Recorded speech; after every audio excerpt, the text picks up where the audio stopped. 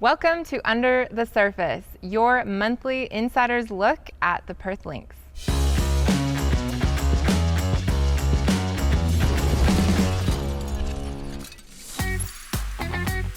Coming up, I take you on a tour of our new home at the Perth High Performance Center.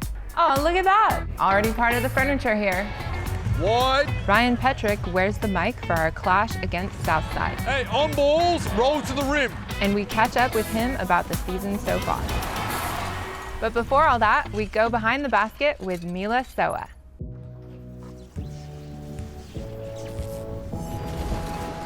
I'm Mila Soa. This is my second season for the Lynx. I'm a shooting guard and my number is number 1. Soa turns, fires with the mid-range J. So my sister, I have an older sister. One day from the school curriculum, she got to choose between ballet or basketball. She ended up choosing basketball, so I grew up watching her play and then just fell in love with it and couldn't wait to get out on the floor. So yeah, just started playing for fun, and then when I was 14 I went to a nationals comp. I ended up top scoring, then thought like, I'm actually not too bad at this and maybe I can like take it all the way. So I decided from that point to take it seriously and try and go professional. And then went to college and then came back from college, played a season in Melbourne Boomers, and now I'm here with the Perth Lynx, and then wanted to come back for a second season. Oh, my first season? Oh yeah, Townsville. I was a development player before I went to college, and we won the championship, which was pretty epic. First year. Did you worry about picking early? Was blocked. Now they go in transition. Soa stepping around Rochi. I'd say even our season just last year, I feel like just shows you you can kind of like life. It's like a roller coaster, but if you stick with it, we were doing really well, and then we kind of had a little bit of a patch where we weren't quite getting the results, but we kind of stuck to our game and what we knew, and then we ended up making it, squeezing our way into finals again, and then making it all the way to the grand final. So I think that's a good kind of mentality to have, that you're always kind of in it if you stick with it, mentally. Yeah. It fires for 3, massive! Naturally, I have heaps of chemistry, off court, we're all friends, which obviously I think helped us last year as well. So just kind of excited to take that a bit further this year, and then see how far we can go.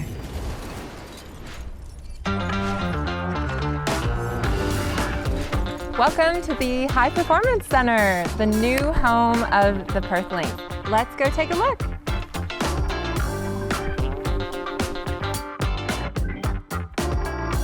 Oh, look at that. They're promoting our next game. Already part of the furniture here.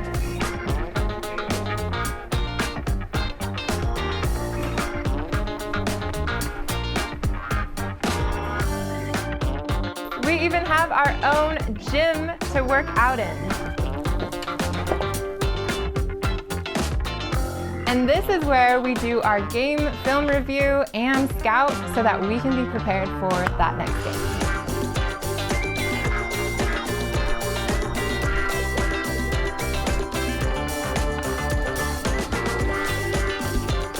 And welcome to the new admin center. Nice fresh space where all the coaches and our general manager work. Oh, speaking of, what's up, Sam? Hello. You liking your new office? I love it. Look at all the space.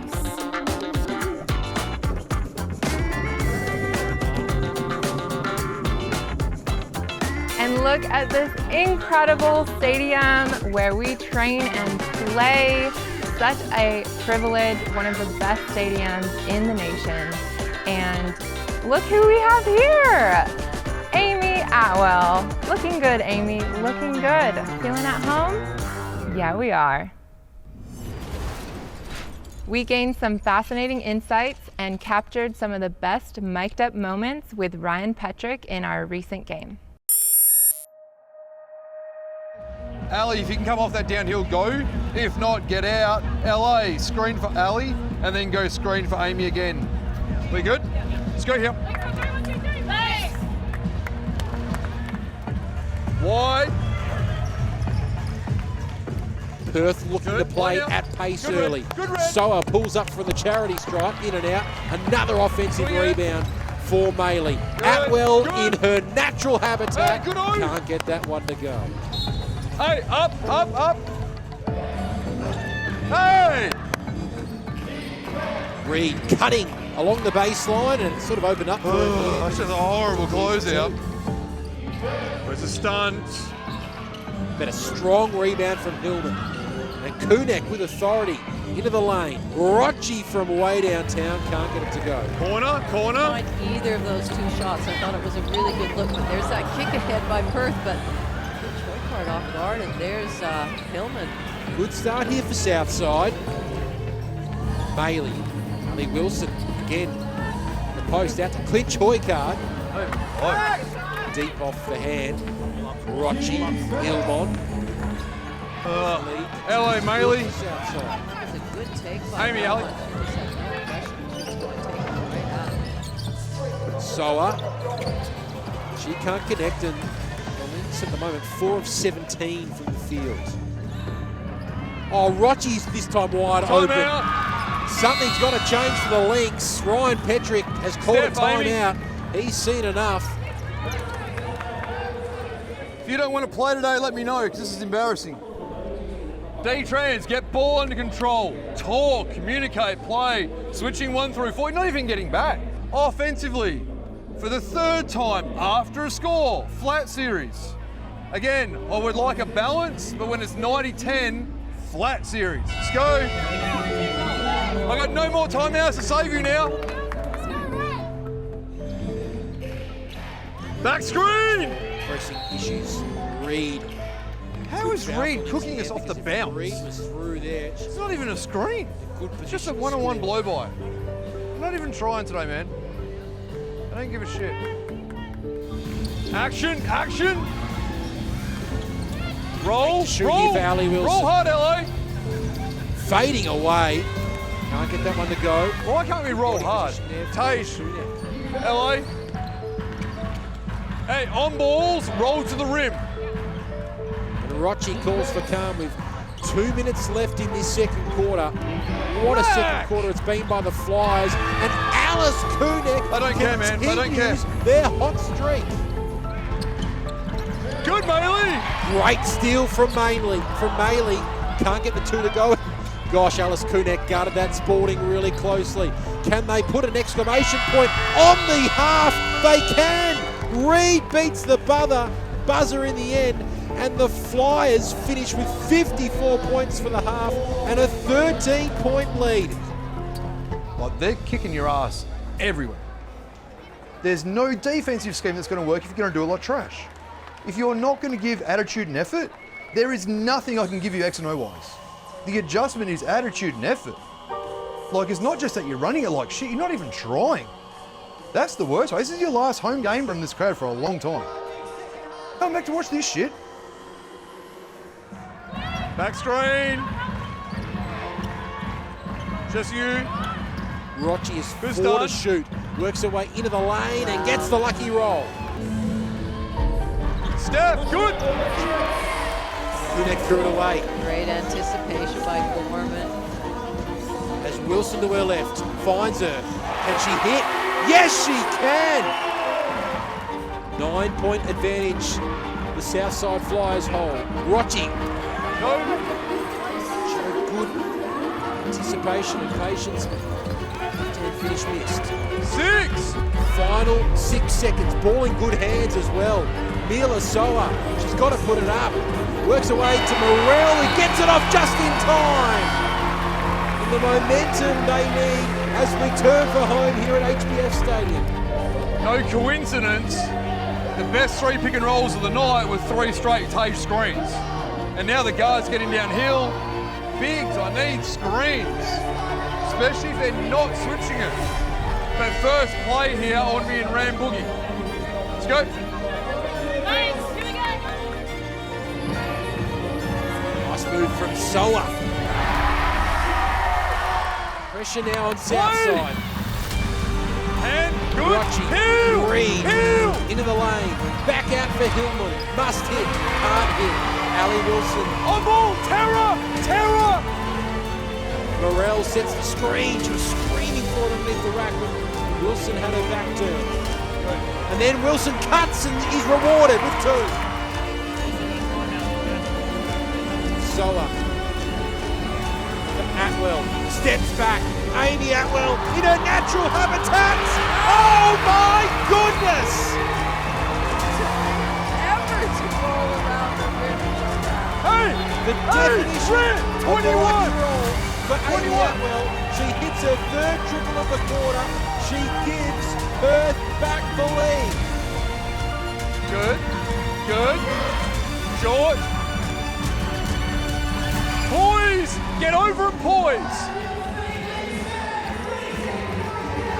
How the f*** do we get out of that? Really well played, mate. Really well played. Really well played. Good luck in the final. Thank you. Let's catch up with Ryan Petrick.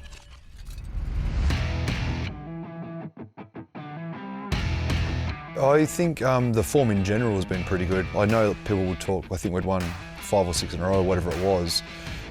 Before that, the 2 losses were Bendigo by 3 or 4, whatever that game was, back in Perth. And then we were just having to play Sydney 2 days later without Chipper, and they'd had the whole week. So again, they were better than us that day, but the schedule was a major point of that loss. So we more look at the entirety of that 13-game patch where we were 11-2 or whatever we were. We've had a pretty good block. Generally speaking, why? Depth. We've got a lot more depth this year. In years gone past, we've generally only ever won with our offence. Whereas this year we've had games where our offence just hasn't worked or hasn't been as good as normal, but our defence has been more than good enough. Atwell finishes it off! Christmas has come early for the Lynx. We were still desperate to get Amy Atwell back, obviously, but it's now created different problems in the sense of we now have other players playing really well and we're trying to fit her back into a winning program. So right now there's a clear top 3 and then no one's quite sure who's going to finish 4th, and therefore the added bonus of finishing 1st obviously is home court, but secondly you avoid the 2-3 matchup. So we'd been gunning to try and beat Bendigo and possibly have the easier first round of the playoffs. Especially now, after losing the Bendigo game, we would have thought first place was going to be hard to get. Obviously we can keep winning all we want, but we now need to rely on Bendigo to lose games to get first back. So now we're in that 2nd v3 battle with Townsville, and obviously we have a season split coming up with them. So we've just got to keep winning and winning and winning, and clearly that final game in Townsville might become super important.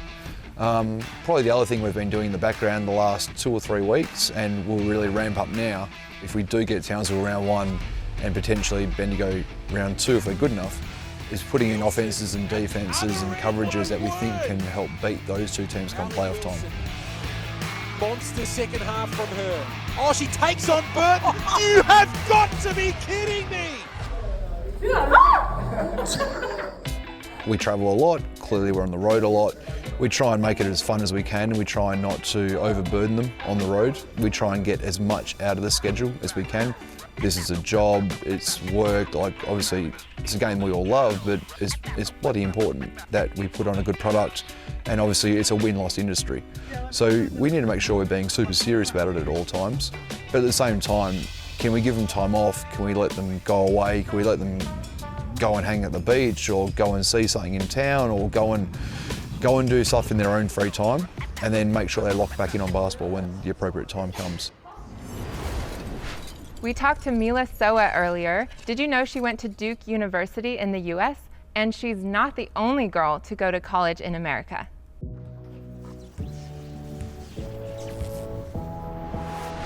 Went off to college over in the US for 3 years, which was a lot of fun. I went to college in the US for a year at University of Oregon and then a few months at TCU before I got into art school back home. That's my other passions. Played a lot with the state teams, made a few state teams growing up, and then went to college in the States, went to the University of Hawaii. Actually got drafted into the WNBA and spent a little bit of time with the LA Sparks. Went to the University of Hawaii. I was only there for a year and a half and then came home because I got injured. Did you run into Mac at Hawaii? Yes, so she was there, I went the year before her, so then she came in during my second year and was there for like a year and a half with me.